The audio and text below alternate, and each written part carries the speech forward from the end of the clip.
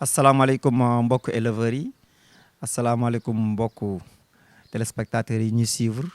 si li nga xamante ni mooy chaîne YouTube bu 2M Events tey am nañ mbégte dalal fii koo xamante ni kenn dootu ko présenté dans le milieu de l' élevage bokk si li nga xamante ni mooy structure 2M Events muy le champion Modou Mbaye borom Rijal di ndaanaan boo xamante ni tey fas yéene nañ waxtaan ak moom si li nga xamante ni mooy organisation fila bi. si li nga xamante ni tey jii nii moom la ñuy waajal te éleveurs yëpp di ko xaar incha allahu rabi muy li nga xamante ni war naa am du 30 janvier au 7 février 2021 si parquet nu stade amitié bi si kàttanu suñu borom champion Modou Mbaye maa ngi lay nuyu. waaw Diagne Modou maa ngi nuyu ñëpp à travers ta personne xam nga Diagne tey 2M event tey wax ci dafa doon loo xam ne dafa am importance ndax booy xool tey. dafa ñëw pour indi ay innovation de taille ci biir élevage surtout élevage laadum bi nga xam ne moom moo ñu concerné tey événement bii ñu jëm tey gis nañ ne y aura beaucoup de surprises parce que tey yàlla def na ñi ngi communiquer di wax éleveurs yi nan lay demee fan lay lii mais li nga xam ne moo des te ñu war ko gis sax ñoom bés bu ñu ñëwee ci foire bi bu ñu ca eggee Diagne foofu moom dinañ gis ne vraiment événement am na te lu bees xew na. macha allah wax nga ko Modou Mbaye éleveurs yi ñu ngi inscrire éleveurs yi ñu ngi susciter benn engouement à travers fila bi tey surprise yi nga xamante ni junj nga ko nga ni bu ñu ñëwee si biir fila bi dinañ fa fekk ay innovation yoo xamante ni ku si ñëw di nga si teg sa bët tey éleveur bi nga xamante ni dëkk na Mbour wala dëkk na Touba wala dëkk na Louga wala dëkk na biir Dakar inscrire fila bi tey lan la ko fila di offrir mu nekk structure boo xamante ni tey jii nii dafa ñëw def lu bees champion Modou Mbaye. man damay jàpp ne foire. buñ koy def effectivement foire mooy suñu vitrine de communication ñun en tant que éleveur donc éleveurs yi dëkk ci région yi ñoom ñëpp tey bu ñëwee ci fila bi nañ gis lu bees day doon première foire bi nga xam ne tey éleveur au moins ne ci gis boppam nañ ko ci impliqué ci lu baree bari dinañ ko permettre mu mën a expliquer waxtaan ci pédigré bi muy liggéey nañ ko permettre aussi tamit mu jeter les bases de son élevage dérouler feuille de route am ñeneen ñi xam ko visite yi ñu xaar ci foire bi ay visite guidée lay doon pour éleveur bu ne mën a exprimer wu c'est-à-dire ñun dañuy fexe ba kenn du réer ñëpp ay feeñ éleveur bu ndaw beeg bu mag bi ñooyam ba pare aussi tam nañ fexe ba détecté fa ay champion xool nan la ñuy def ba teg ay mesures d'accompagnement yoo xam ne éleveur bi na ci gis boppam. macha allah muy kaddu yu am solo champion Modou Mbaye kii di foire di forcément des nouvelles adhérés maanaam ñi nga xam ñu ngi dugg si laadum tey. ku si nekk sa bergerie yaa ngi préparé fila bi indi ses meilleurs sujets meilleure qualité tey ki nga xamante ni ñëw na bëgg dugg si laadu mi fila bi dina nekk benn opportunité boo xamante ni nga fa mën a acquérir des sujets d'exception tey ban appel ngay lancé par rapport ak éleveurs yi nar a indi seen xar yi ak ñi nga xamante ne ñëw pour jënd si sujets yooyu nga xamante ni dinañ leen fekk si biir fila bi incha allah. waaw Diagne mooy li ma doon expliqué sànq ne les visites yi ay visites guidées lay doon nañ waxtaan ci xar yi waxtaan potentiel yi nekk ci bergerie yi soo bëggee liggéey lii ngay boole soo bëggee lii fële nga koy wute dinañ waxtaan ci giiru xar yi nan la ñu mënantee ndax tey booy xool baaxu si tamit ab liggéey la donc am na lu sotteegum nekk ci table bi kenn ku ne xam nga ne xar yi manee nañu lii ñii manee nañu lii su boobaa dinañ définir champion yi xam nañ la ñuy lii donc kuy indi say xar na nga ko toppatoo te na nga indi li dàq sa bergerie parce que foire de référence la culte de l'excellence moom la ñu bëgg ci xar yi maanaam li man ci xar yi moom la ñu indi pour wane ko te kuy ñëw foire aussi noonu nga war a def des sujets extraordinaires nga war a indi yoo xam ne bu ñëwee na attirer nit ñi dina mën a attirer engouement ndax c'est ce qui va faire l'importance ak foire bi loolu mooy def doole foire bi. macha allah gars yi yéen a ko déggandoo ñi nga xamante ni tey bëgg nañu ay xar ku fa ñëw si fila bi di nga fa fekk ay sujets de qualité yoo xamante ni tey jii nii ku si liggéey di nga si gis sa bopp bu baax a baax champion Modou Mbaye tey 2M Events taxawal li nga xamante ni mooy fila lu tax 2M Events yamul si toogul si biir association yi rek nga xamante ni ñoom dañ leen def ay foire ngeen ñëw créer li nga xamante ni mooy fila jubluwaay bi lan la lu tax ngeen créer fila ut xaalis la wala jubluwaay bi lan la da ngeen bëgg am xaalis rek moo tax ngeen créer fila wala lan moo tax ngeen créer li nga xamante ni mooy fila en tant que des jeunes sénégalais des éleveurs yi nga xamante ni tey jii ni yéen a ngi si milieu bi. waaw Diagne Modou dañoo gis ne li tax à travers 2M event ñu créer fila bi fila dafa doon loo xam ne dañ ko créer pour mu rehausser l'élevage laadum de un deuxièmement jàpp naa ne affaire bi portée bi nekkul xaalis rek ndax tey éleveur u laadum yi ñu mel ne ñi ŋànk fila booy xool bu baax tey am nañu yenn potentiel yi ci seen biir gétt tey xaar suñ ko bëggee mën nañ ko am ci xar yi mais dañoo jàpp ne élevage kii warul dem bàyyi kii élevage dafa war a lëkkaloo lépp dafa war a yéegandoo moo tax ñun on s'est intéressé à la base fexe ba tey laadum képp koo xam ne ñëw nga investir ci nga mën cee gis sa bopp fexe ba gars yi ñu leen di accompagner di leen wax à travers comme émission yi ñu doon def man ak yow ci wàllu dëkkuwaay yi bergerie yi nan ngay def ba acquérir ay sujets de qualité ci kanam tuuti dinañ créer sax ay genre pôle de formation yoo xam ne pour ñuy ne ci biir xar yi parce que gis nañ ne xale yi ñuy employé dañ leen a war a defal formation ñu xam lan mooy xar et cetera su boobaa ay gars yu mel ne ay ñoom moor maxu gars yooyu tey xam nañ ni ñuy yore xar xam nañ ni ñu koy lié dinañ mën a créer loo xam ne booy yi nañ ci mën a jël ay leçons yoo xam ne képp ku ne sa gétt di nga xam ni nga koy tenir ndax échec yu bari manque d'expérience ak ñàkk a xam nu ñuy sàmmee mooy indi yenn échec yi parce que ginnaaw bi nga tabaxee bergerie xam nooy xonte xam nooy liiwee da nga war a xam nan ngay manager c'est extrêmement important. lu am solo da nga war a xam nan ngay manager kon tey fila bi éleveur bi si exposé dina si gis boppam Modou Mbaye éleveur bi si exposé tey jii nii lan la siy gagné si biir fila bi champion Modou Mbaye. dina ci gagné expérience am ci ay leçons parce que nañ ci def ay jàngat yu bari nañ ci jàngat jeter les bases. tirer des conclusions ba éleveur bu ñibbi bu ne di nga xam léegi nan ngay càmme ak nan ngay teg sa tànk ndax jàpp naa ne foire éleveur bi ginnaaw bu ñëwee def effort ñëw exposé non seulement war na ci gis boppam gis des sujets de qualité jëlee fa aussi xam-xam am lu mu fa gis am lu mu fa dégg ba su ñibbee mën a améliorer càmmam. macha allah muy lu am solo mooy kon nag éleveur bi jël xaalisam inscrire fila wala éleveur bi ñëw inscrire fila tey jii nii bu fa ñëwee da si gis boppam si visibilité si wàllu communication si wàllu expérience par rapport ak qualité sujet yi nga xamante ni dina fa dend ak ki nga xamante ni tey jii nii mooy ay moromu éleveur am si wàllu concours yi éleveur bi nga xamante ni tey jii nii mu ngi préparé xaram si fila lan nga koy ñaax champion Modou Mbaye. waaw éleveur bi nga xam ne mi ngi préparé xaram ndax concours dafa bari critère y a d'abord critère de beauté yi xar bi suuraay bi rafetaay bi ak mensuration yi nga xam ne loolu souvent c'est la main de Dieu ñëpp xam nañ ne xar day ñëw yenn saa yi juux indi mensuration yi extraordinaire loolu nag la ñuy rechercher ñun éleveurs yi waaye jàpp naa ne lépp c'est un tout beauté bi ci la bokk gène bi ci la bokk génotype bi aussi ci la bokk phénotype bi yooyu yëpp ci xar bi la bokk ak i mensuration léegi lan lañ leen di wax mooy ñu préparer seen xar yi ci anam yi ñu ko war a préparer ndax xar dañ koy toppatoo xar boo koy dugal concours da nga ko war a jox mu lekk ba suur defar poil bi dagg wey yi mettre ko dans de très bonnes conditions soo ñëwee nga concourir su boobaa di nga mën a def lu ñu naan di nga mën a valoriser sa xar te di nga xool si te di nga fa gis te di nga fa jànge lu bëree bëri Diagne Modou.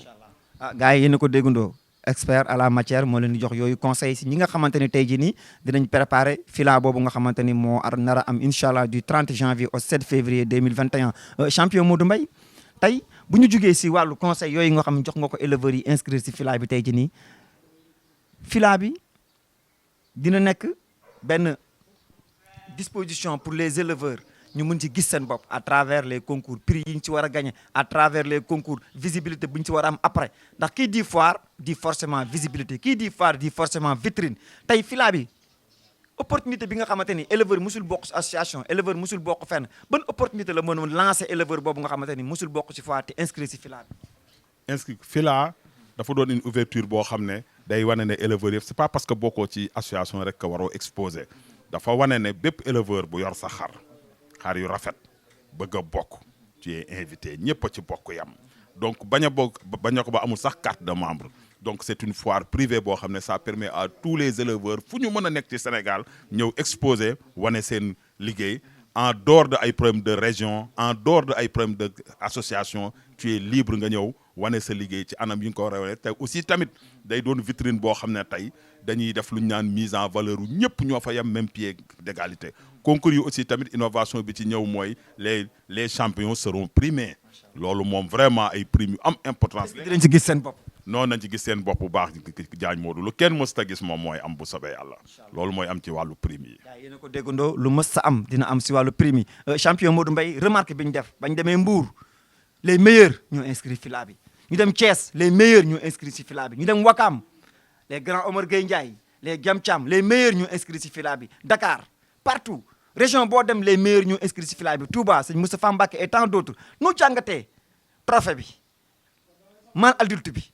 champion Modou Mbaye ki ko jël fan la mën a yóbbu incha allah si fila bi. waaw foofu Diagne tey gis nga fila tey importance bi mu am mooy effectivement loolu moo ma ci yokk a impressionné c'est vrai que ça va être le rendez-vous des meilleurs, hein, de la crème de l'élevage laadum booy xool bu baax presque comme ni nga ko waxee noonu la demee champion yi ñoo fay tase war a exposer war a jongante donc day doon foire boo xam ne day am solo li tax mu am solo mooy soo fa demee di nga gis la beauté di nga gis luy laadum dinañ la expliquer benn détail duñu ko négliger vu que càmm la ñuy def dañuy dem jusqu'au bout de A à Z gars yi nañ ci gis seen bopp te booy xool aussi tamit day doon foire boo xam ne réussite totale lay doon parce que comme ni nga ko waxee champion yi ñoo ko sekk te ñoom ñooy exposé donc loolu dina doy waar de ki Diagne Modou bu sabee yàlla. kon daal jàpp nga ni tey jii nii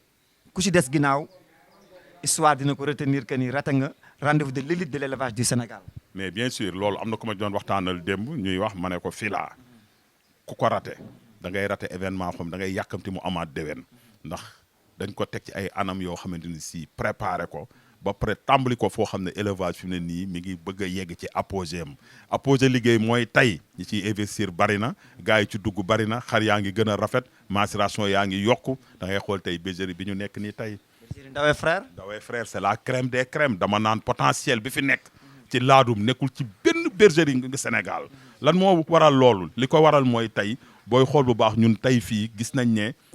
liggéey bi dafa jaar yoon ndax si kanam Diagne def nga benn tour d'horizon xool nga xar yi potentiel bi diversifié bi doomu xar champion bu fi nekk mi ngi fii ci biir bergerie bi donc te loolu mooy liggéey. mu am solo Modou Mbaye bergerie Ndawé Frère jël 3 box si fila bi tey lan moo ko permettre mu jël 3 box si fila bi par rapport ak qualité sujet yi fi nekk.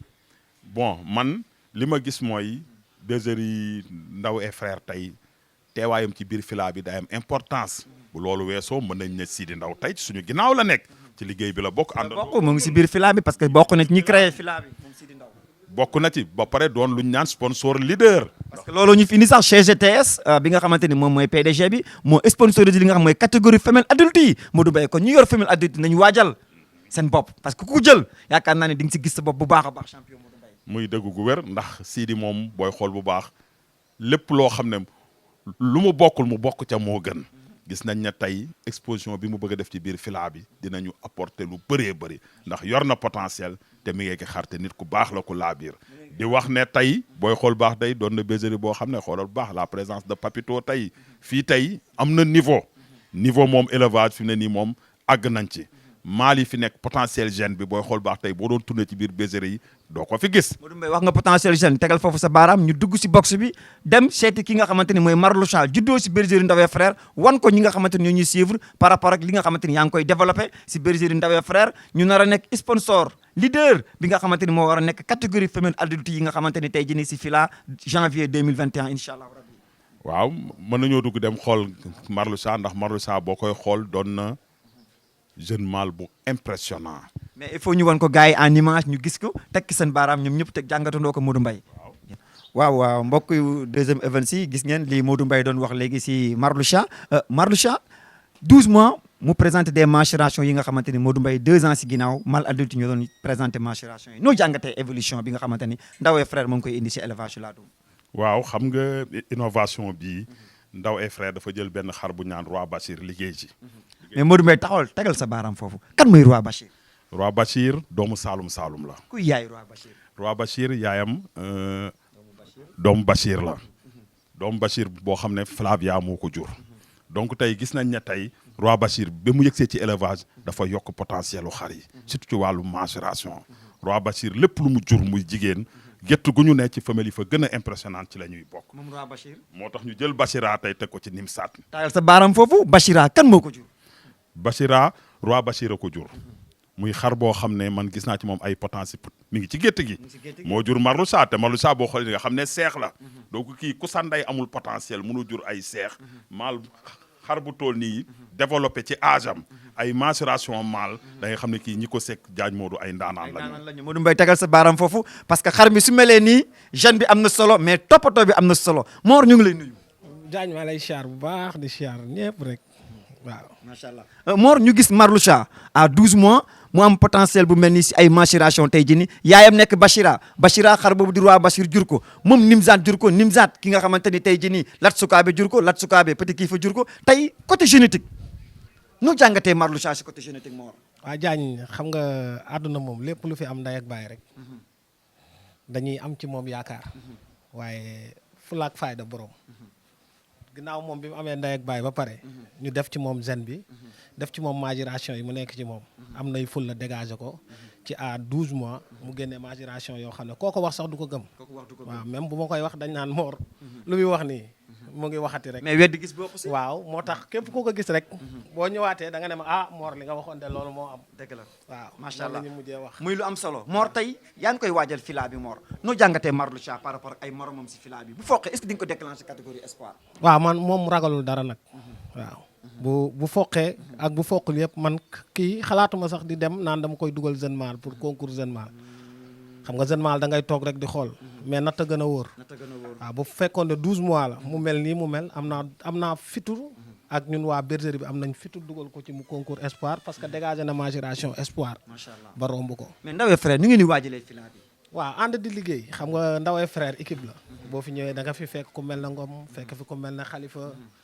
fekk fi ku mel ne Maki ay Moodu booy yu bari ñëw fekk fi Sidi Ndaw fekk fi man mii Mor Suus xam nga ak ñeneen ñoo xam ne jaar nañ ci kenn ku ne di dugal sa loxo ci liggéey bi ba tey man ma mën a ñëw mën a bokk ci liggéey macha allah Mor teel ñu benn femelle su ko defee ñu présenté li nga xamante ni mooy femelle yi ñu ñuy suivre Modou Mbaye le temps que Mor di téye femelle bi noo jàngatee prix bi nga xamante ni chez GTS muy société boobu nga société de transit boobu nga xamante ni Sidi Ndaw moo ko moom mu ñu parrainé ko catégorie femelle adulte yi noo jàngatee loolu Modou Mbaye bon prix boobu prix bu am solo lay doon parce que dinañ ci réfléchir xool ko ba suñ ko joxee éleveur bi mu xam ne li mu doon yaree xaram toppatoo ko du ci am rëccu ñun bëgguñu ku ñëw doon champion dellu ak say loxoy neen non seulement li ñu mën sa élevage dinañ ko def accompagner la non seulement xar bi dinañ ko wane glorifier ko wax ci potentiel u xar bi fi mu bokk ak lépp wax ci sa gétt nañ la def daal ba ñëpp xam ne yow champion nga bu ñu la xamuloon aussi tamit dinañ la xam ndax loolu Diagne Modou am na solo trop. kon daal famille ku ko gagné di nga ci gis bopp baax ba say mbokk xam ne yar xar du ay caaxaan. famille yi ku ko gagné di nga gis sa bopp ba say mbokk comme ni nga ko waxee xam ne yar xar am na njëriñ. macha allah Mor présente ñu ndaanaan bii nga téye Mor. waa kii doomu Maxu Sey la. waaw tëng la nag mi ngi tëbu mi ngi doog a tëbu. amagul doom. benn la ci jabaru Marloucha yi. doomu Maxu Sey la. waaw doomu Maxu la ak Aïda Mbodj. ak Aïda Mbodj. waaw kon Laadum SN moo ko jox. waaw produit Laadum SN la. ma jógee Laadum SN ñëw doomee frère indaale ko. indaale ko macha allah kon yal na ko yàlla barkeel. amiin jaay wan ñu. nañ jël 3 rek waaw. waaw grand Modou Mbaye yaa gis añel yaa nekk ni ay tëng lañ de Modou Mbaye nga gis tëng yor dayo bu mel nii Modou Mbaye jamono yi si ginnaaw femelle adulte ñu doon yor dayo yu toll ni Modou Mbaye. waaw muy dëgg bu weer ndax ñi ñëpp ay tëng lañu. li la koy wan mooy ñoom ñëpp booy xool bu baax ñi ngi soog a tëbu. ay tëng lañ yoo xam ne kenn mësagu ci am doom. ñoom ñi kenn macha allah kon ñu Mor présenté ñu ko Mor kii mooy kat. kii doomu Teranga la.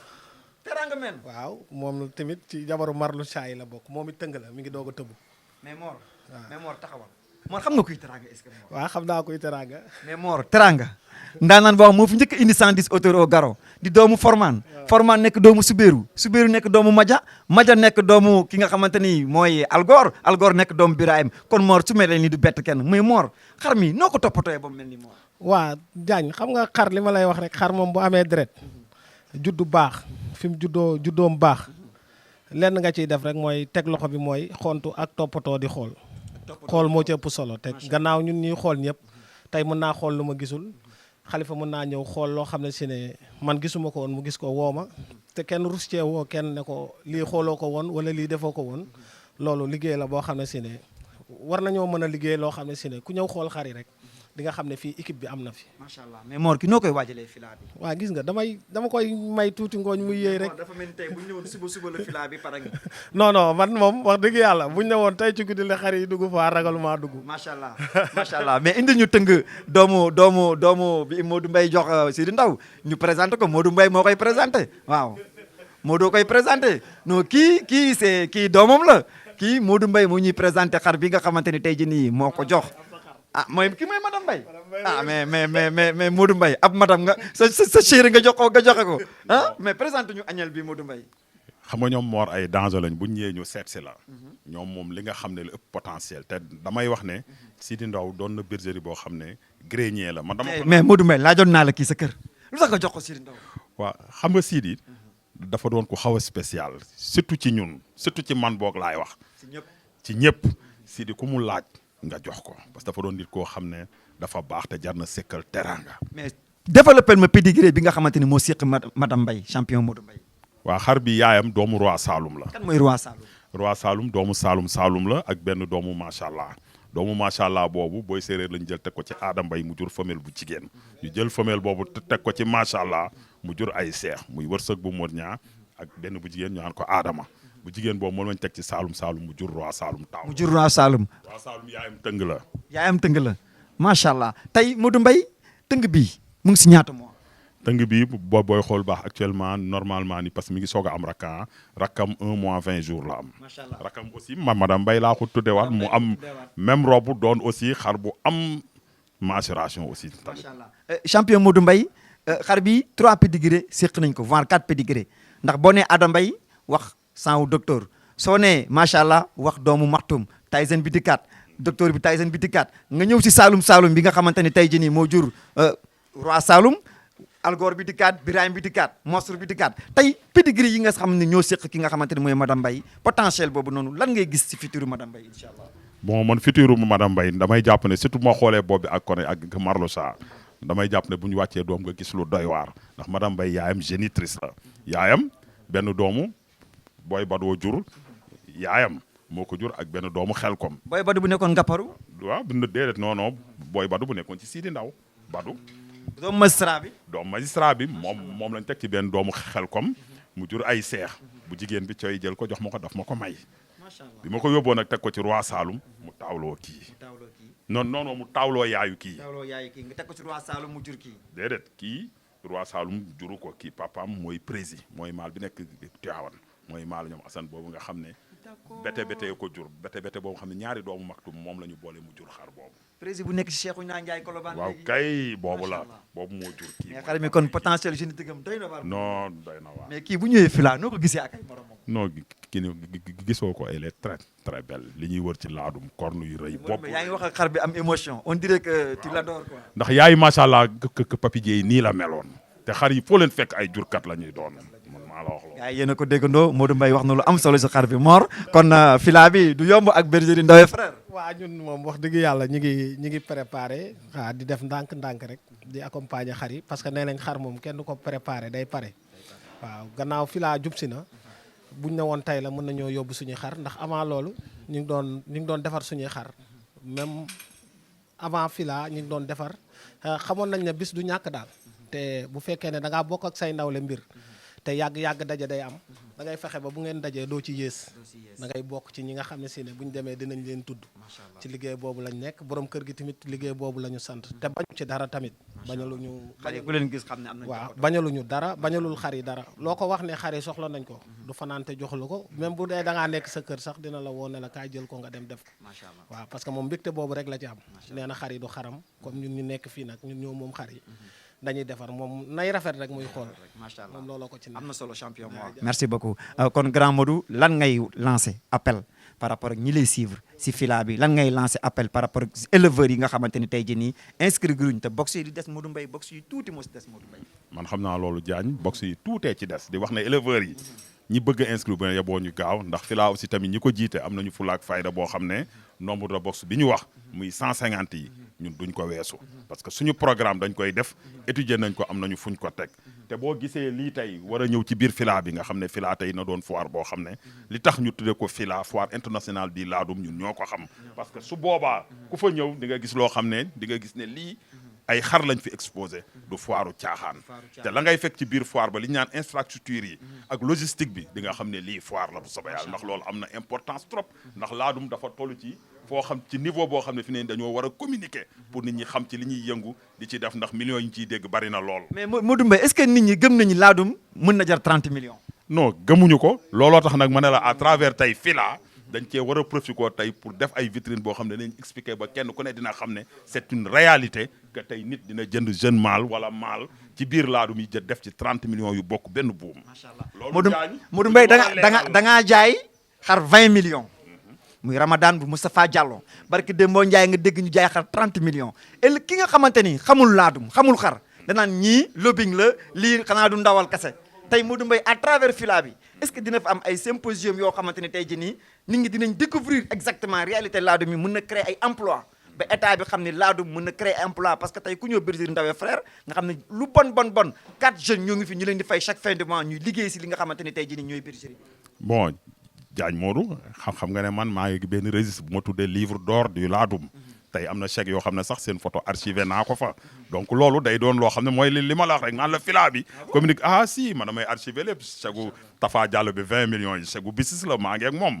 chèque gu tey booy xool bi ma grand raan jox pour Bilal chèque yooyu yëpp man maa ngi ak moom chèque bi ma jaayee doomu gaynde bi jeune mâle bu am. man chèque bu ma jaayee Hicham. waaw yooyu yëpp a ngi ñu archivé donc su boobaa dañuy mën a wan nit ñi ne lii réalité la parce que c'est extrêmement important ci Diagne Modou livre boobu nag man lépp lu xew ci laadum maa ngi ko ciy bind di ko ci coché Diagne donc ñëpp a ngi ci biir waaw incha allahu rabbi su boobaa dinañ ko fësal ba nit ñi gis ko parce que nag preuve ak weddi bokkul te nit aussi propos yooyu avancé yu ne da nga war a indi ay preuve yoo xam ne moo koy étayer mooy tax aussi nit ñi gëm la. kon damaa bëgg ñu yokk Pastef li tax ñu xam naa sa Pastef mais fila bii nañu gën a xar suñu tànk gën a fexe ba mu doon une réussite totale ba nga xam ne ñëpp nañ xam ne lii foire la ça valait la peine. foire la si biir foire yi champion Modou Mbaye ko wax nga ko léegi kon laadum yi du ay caaxaan day créer li nga xamante ni mooy emploi parce que bergerie boo dem di nga fekk ñaari xale wala ñetti xale yoo xamante ni chaque weer bu dee ñu ngi leen di fay ñu yóbbu seen njaboot kon laadum yi beneen affaire la infrastructure yi ndax Modou Mbaye fii ku fi ñoo xam ne mënoon nga ko luy appartement jox li nga xamante ni tey jii nii mooy ay nit di si fayeeku chaque fin de mois nga def fa ay xar kon ça veut dire que ni du affaire du fo liggéey la champion Modou Mbaye. non du affaire fo caméraman bi na tourné xool porte yi rafet investissement de taille bi nekk fii gris inox yi xool ko xari aluminium yow xool nga bu baax tey dina ko wane dina wane ne laadum daal am na fu ko nit ñi teg ku mel ne Sidi Ndaw nag investisseur la Sidi moom xar yi bëgg-bëggam la passion am la seentu dara waaye booy xool bu baax moo tax nee naa ko lu ne di nga ko am ci xar na la defal lu ne ndax noonu la ñuy sàmmee booy sàmm bëgg-bëgg bi ngay jiital su boobaa da ngay gis potentiel da ngay xool maal bu mel ne tey marlu cham yi tey ku ko juddulu dañ naan sens bokk na ci élevage it fay na la ndax day toog benn bés élevage day fay Diagne Modou xar dafa fiir xar loo def ci moom mu fay la ko Diagne Modou. xar ak fas ñoo yem Modou Mbaye. xar ak fasu naaru góor ñoo yem te sëñ bu mag bi am na lu mu ci waxoon donc laadum yii ku yabu ku duggul na nga dugg te xam ne laadum doon na lu ñu barkeel ba yombal xiyam day peser ci balance bi loolu maa la ko. mais Modou Mbaye ku yor moyen bëgg a ñëw si fila bi jënd fa ay xaru qualité est-ce que di nga fa fekk ay xaru qualité. non di nga fekk ay xaru qualité di nga fekk xar yoo xam ne ay xaru qualité la ñuy doon ndax fila bi xoolal ndaanaan yi kese ñoom ñooy dem ñooy exposé. les meilleurs parmi les meilleurs si seen département ak seen région. ñoo fa inscrit les meilleurs ñoom ñooy ñëw donc kon foire bu am niveau lay doon macha allah ku fa ñëw di nga gis ay xar. Modou Mbaye lan mooy sa dernier mot par rapport ak li nga xamante ni moom lañ la invité woon nga bokk si structure 2M Events yor li nga xamante ni mooy wàllu jokkoo beeg réseaux sociaux yi jokkoo beeg éleveurs yi nga xamante ni tey jii nii bëgg nañ xam lan mooy 2M Events. waaw Diagne Modou ci foofu li may njëkk a regretter mooy des fois di baalu ak auditeurs yi ndax souvent dañuy programmer sama temps du ma ko may ndax dama nekk liggéey boo xam damaa jàpp damay liggéey sax guddi ak dimanche parce que entrepreneur la damay tabax te sama liggéey lépp lu ñuy def dama koy teewee fekke ko loolu moo ma gën a sonal du ma délégué dara damay teew parce que dama bëgg liggéey boo xam ne day am rendement koo ko gis xam ne lii liggéey nañ ko. mais kon éleveurs yi ay entrepreneur ay chef d'entreprise ñoo ngi si biir éleveurs yi. waaw yow éleveurs yi catégorie bu ne nee naa la day tax avocat bi ak menuisier bi di ànd dooni xarit di tuddante doom laadum dafa doy waar loolu la créé ci biir Sénégal bu ñu demee ba nekk ci biir xarit rek niveau amatul ah ñëpp a yem. ñëpp a directeur orange wala directeur société bi wala douanier bi wala avocat bi di ànd ak ki nga xamante ne tey jii nii apprenti menuisier la ñuy bokk jotaay. ñuy bokk jotaay ak benn apprenti menuisier métallique ñu bokk jotaay da ngay xool procureur bu Mbour Elias ak Boy Mbaye waaw Mbaye boo koy xool apprenti menuisier métallique la mais daanaka presque mën naa ne dama ko naan joobay sa papa élevage lu ne lay créé li mu créé lépp lu baax la day boole ay nit di leen lëkkaloo te éleveurs yi noonu la ñu amee kóllëre noonu la ñu baaxee ndax aussi tamit à travers sa antenne bi dama ciy rendre hommage éleveurs yi ndax man y a 3 ans traversé naa loo xam ne éleveur kese laa gis mooy sama doom am na benn ngoon mu noyé décédé ma xëy le matin avant 10 heures képp kuy éleveur u laadum ñëw nga sama kër Mbour pour jaale si ma même ñoom Malick Anne ñi gën a ñàkk jot tout le monde était là-bas donc élevage tey day def loo xam ne dafa doy waar ñu tegaat ci quelque temps sama soxna aussi am AVC décédé mais éleveurs yi ñooy ñëw ñoo lay accompagner ñoo lay dëfal ñoom ngay gis sincèrement doon na un monde boo xam ne da ngeen di xool nga xam ne daal ay nit yu baax lañu donc tey Diagne jar nañoo rendre hommage élevage jar na lu ne Diagne man maa la wax loolu tey. kon day ay relation yu am solo grand Modou. non day créer ay relations yu am solo ba pare sincère bu nekkee ci tiis ñu bokkoo yow bu nekkee ci bànneex ñu bokkoo yow éleveurs yi noonu la ñu mel man gisuma ko bon ci biir élevage laadum ay nit yu baax rek ñoo ci nekk Diagne Modou. mais tey dernier mot bu ma lay laaj Modou Mbaye mooy waa Mbour gis naa ni éleveurs yi champion Mbour yëpp parmi ñi fa gën a ràññee ko bokk ñi ma xam inscrire nañ fila bi waa Mbour est-ce que dinañ des ginnaaw si fila bi Modou Mbaye est-ce que yaakaar ngeen fa gagné fa ay prix. ndax booy xool fi mu ne nii dama ne Dakar mi ngi stabilisé wu ci wàllu laadum Mbour c'est une flèche montante tey boo xool ñu bari ñu ngi naan Mbour sax damee na le pion Thiès Mbour tey ay champion fa nekk li ko fa indi mooy tey bi ñu dugalee Saalum ku ne dafa ñëw jël doomam élevage Mbour à travers ça nit ñi xam nañ ko valoriser nañu prix ba tey Mbour potentiel bi fa nekk tey macha allah ay xara ngi fa donc tey foire bi ñun duñ des ginnaaw mënul ne. kon Mbour du si des ginnaaw. ah non non ndax Malick Anne jël na ay box Latir Cissé Modou Mbaye Mame Cheikh Dieye Moussa Ndiaye Mor Talla Diop Baye Mor Gueye borom Jasaaka Ndeye Ami ñooñu ñëpp ay éleveurs yoo xam inscrire nañ si li nga xamante ne tey jii mooy filaa bi ak procureur Elias Diop tey noo jàngatee qualité boobu exposé Mbour ngeen nar a bokk même rangée noo jàngatee nga dëkk Mbour. tey du ñu jeexal te waxoo si waa Mbour yi nga xam inscrire nañ ci filaa non muy dëgg bu baax parce que tey même Badou Mbale mi ngi ci arena laadum donc tey booy xool tey composé boobu yëpp tey da ngay gis ne bu ñu ñëwee ça va être la crème de Mbour donc forcément Mbour du des ginnaaw te ay potentiel ñi ngi fa parce que gis nañ ne foire yi ñu mujjee génn yëpp xar yi battre yenn maturation yi gaa kawe Mbour la ñu jógee bul fàtte mais wax nga dëgg Modou Mbaye arena Badou Diène et tant d'autres champions kon daal Mbour du des ginnaaw si filaa non du des ginnaaw Mbour moom vraiment la région de Mbour sera vraiment présente loolu man gis naa ko moom bu baax a baax mbokk yi amoon nañu mbégte lool dalal le grand champion Modou Mbaye en route vers Fila tey ñu ñëwoon bergerie Ndawé frère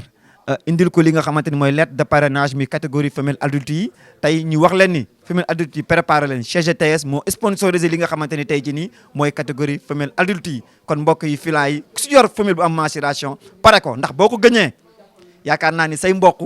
dinañ la sersi ndax du prix boo xam prix caaxaan la Modou Mbaye waaw du doon prix caaxaan comme niñ ko waxee ñun li ñu ñëw sax pour yokk ko améliorer ci fila bi mooy fexe ba ki gagné ñu primé la de manière conséquente ñu xam ne kii tey gagné na prix dina am lu mu ko jariñ na ci gis boppam élevage na ci gis boppam dina tax aussi encourager éleveur aussi tamit ñu góorgóorlu ba doon ay champion